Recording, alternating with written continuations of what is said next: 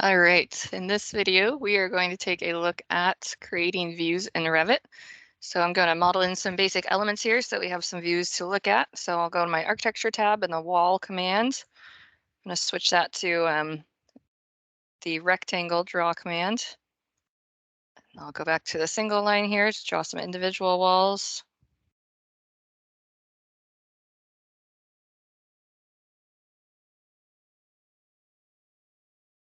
All right, I'm going to put in some doors and windows as well. So I'm going to go back to my architecture tab to the door command. And this is a wall hosted element. So I'm going to hover over a wall and click to place. You see as I'm hovering here, I can hit spacebar to adjust the door swing. And if I adjust the cursor, I can influence which side of the wall it's going to be hosted on, or which way the door swing's going. If I mess that up at any point in time, I can always fix it. So we'll take a look at that as well. So let's say this one, when I click on the door, you'll see those little arrows. So if I need to adjust that, I can also click and drag to move it. I can use my move command. Or even the arrow keys if you need to just budge it a little bit. So I'll move this back here, arrow keys, flip that door swing, and we'll go ahead and flip this one as well. All right, I'm going to throw in some windows also on the architecture tab. And those are also wall hosted, so I'm going to hover to place. And then just hover and click to place. You can, of course, also have interior windows. But we'll just throw some of these in here. Okay, now I'm going to go to my View tab. And under my View tab, we're going to start out with a elevation view. You can see right here on the project browser, these are your default views that are going to be in a project every time that you start one from the template. And as we add other views, they're going to add themselves here on the project browser. So if I zoom out, you'll notice these elevation markers. So these are the elevation markers for these 4 exterior building elevations. So again, these are always generated automatically when you start a Revit project. If I click on this marker, I can right click and say go to elevation view. That'll take me to that view.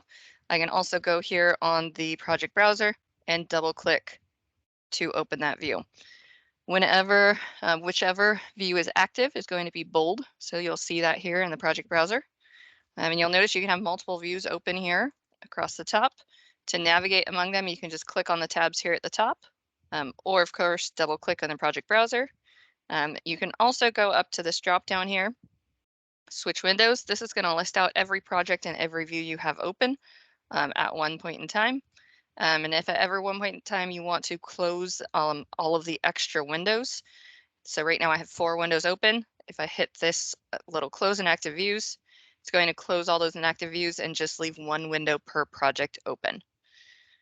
All right, now that we've kind of taken a look at some of the basics of the views, let's go ahead and add some interior elevation views. So I'm going to click on, under my view tab, I'm going to click on elevation. And if I move my cursor into the screen, you'll see that you have a similar looking symbol to the exterior elevation. And that's because it defaults to put you into that mode for the exterior building elevation, which you can also see here on the properties on the left-hand side. So we need a different type of elevation tag. So luckily, Revit has already made that for us. So I'm going to go to this drop down here, and I'm going to switch that to interior elevation. And then I'm going to move my cursor back into my building, and I'm going to click to place. Now, you might think that if you're doing 4 interior elevations that you would then need to go like this, but that is not the case, all right? This is an example of how we don't want to do things.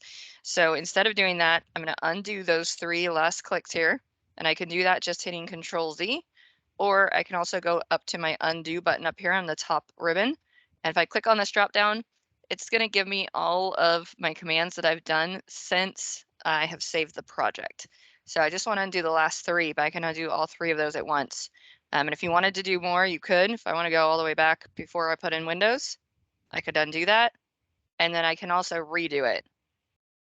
Okay, and so you can undo and redo until you save. Once you save, then it starts over.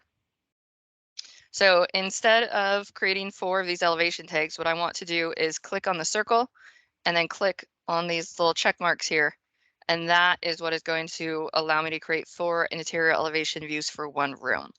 You'll notice here on the project browser, now that I've created that view type, we do have a new pop out under the browser. So I'll click on that and you can see this here matches this here. If I want to rename that, I can right click. And maybe I'm just going to abbreviate this. You'll see though, if you do rename it, that correspondingly that updates. And these dashes are for when we put it on a sheet, and we'll take a look at that in another video. But when we put it on a sheet, those automatically update to the view themselves. Okay, so these are parameters that link the information from the project browser to the annotation.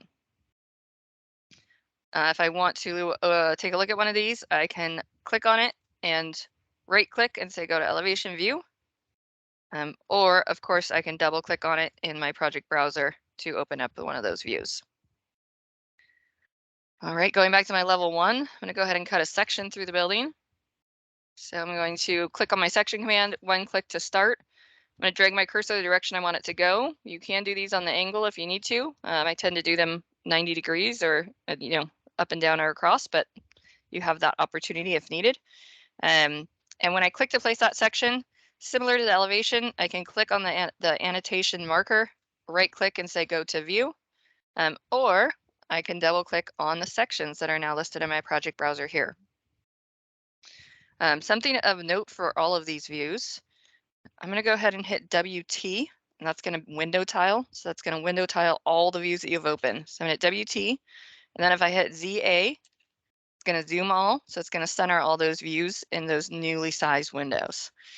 But you'll notice if I click on this section view, here it is right down here, you can see that this crop region highlights. All right, so every view actually has a crop region, whether you can see it or not. Some of them, like the floor plan, is turned off by default, but even these interior elevations have one as well.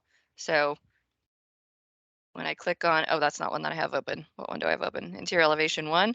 I click on this, you'll notice that that crop region highlights.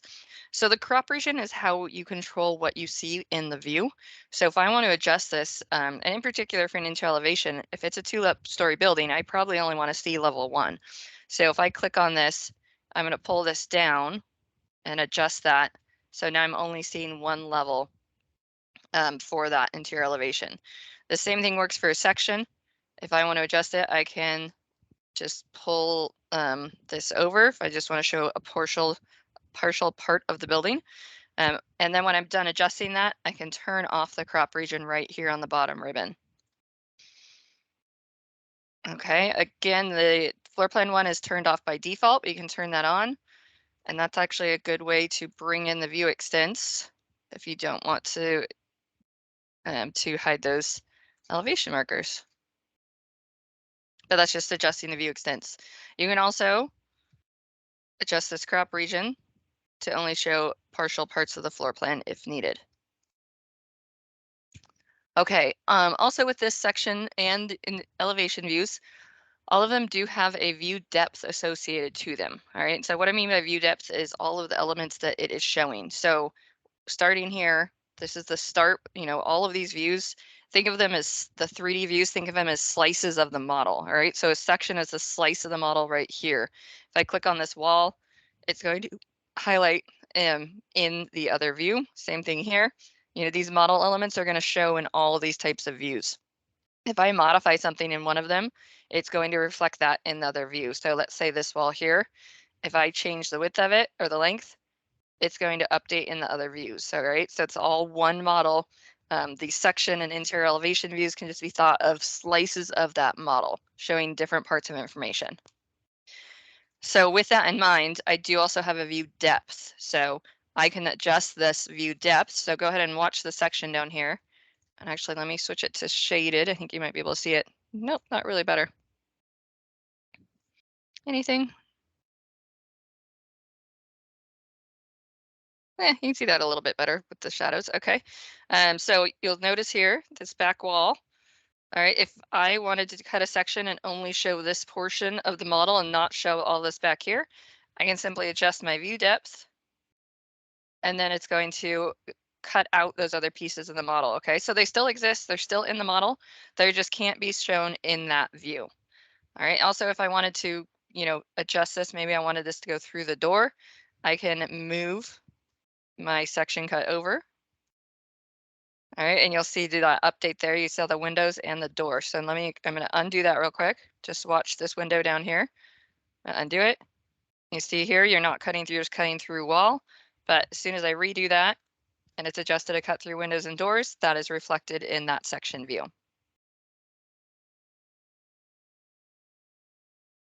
All right, we also have callouts. So callouts are going to be used to show an enlarged area or enlarged plan. So this could be something that you use for, maybe calling out a floor pattern plan or something like also, showing enlarged views of restrooms that you have a lot of detailed information to show. And so you need an enlarged van that's at a higher scale. So right now this floor plan is at 1/8 inch, but you can adjust the scale of that either here on the bottom of the bar. And you'll notice that all these views have their own scale associated to them. All right, the scale is an instance property, so it is unique to each view. So if I change that here, it's only going to adjust this view. It's going to be easier to see once we put it on a sheet. We'll talk about it again then. But just know that you can change the scale of it down here in the bottom left or here in the properties. All right, these are linked. So if you change it, it's going to change here and here. All right, so linked information, just two different places you can navigate that. So if I go to this call out view, it's just going to be that enlarged view. You'll note that it does start at 1/4 inch. It's assuming that it is an enlarged plan view, and you need to show additional detailed information. You can modify it if you need to. You can select that crop region. You could adjust the crop region. I use my trim tool, trim edges. Remember, 1-click, 2-click command, 1-click each on what you want to keep.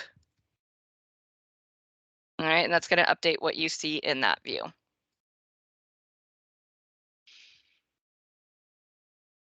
All right, we also have our 3D views. So we have our default 3D view, which is also can be found here on the very top ribbon, this command can. So I'll go default 3D view. This is more of an axonometric view. You can navigate around this by clicking down on Shift and the wheel of your mouse. My favorite way to navigate around 3D views, but you can also use this wheel up here to navigate around, and you can even use this wheel here. If you click orbit, that's going to be the same command as holding down Shift and the wheel of your mouse. You can also zoom, pan,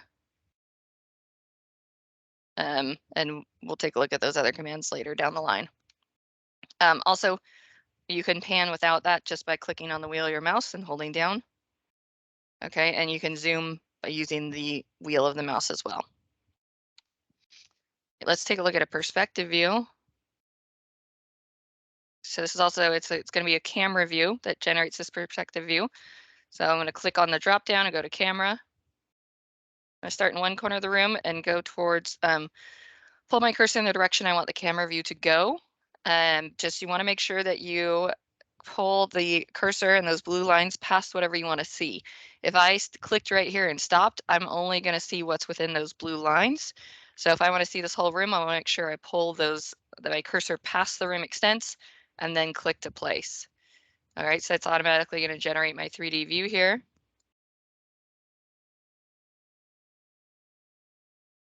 And there you go. And then this is a perspective view.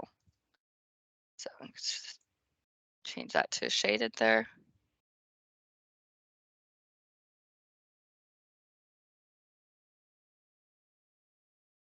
All right, and that covers the views for right now.